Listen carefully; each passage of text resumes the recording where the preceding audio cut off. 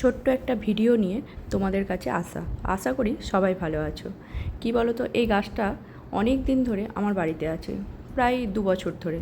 অনেক অনেক রকমভাবে এই গাছটাকে আমি লাগিয়েছি, যেখানেই লাগিয়েছি সেখানেই হয়েছে। এটা একটা ইনডোর প্ল্যান্ট, তো এটার সাথে সবাই পরিচিতই আছো।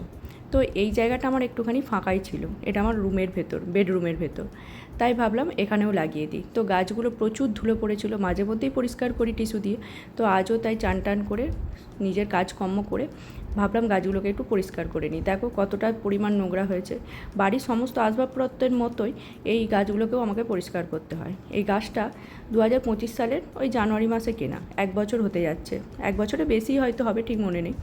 তো গাছগুলোকে আমি অনেক জায়গাতেই লাগিয়েছি, এমনকি রান্নাঘরে পর্যন্ত রেখে দিয়েছি।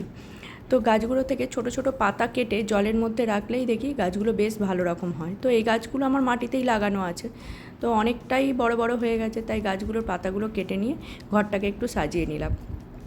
অনেক দিনেরই ইচ্ছে ছিল। এটাতে ছিল লাকি ব্যাম্বু, তো এটা নষ্ট হয়ে গেছে, জানি না কী কারণে।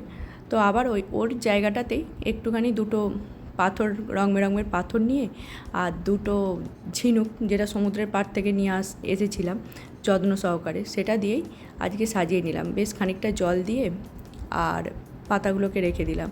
আশা করছি এটাও 1-2 মাসের মধ্যে অনেক বড়ই হয়ে যাবে আর দেখতেও ভালো লাগবে।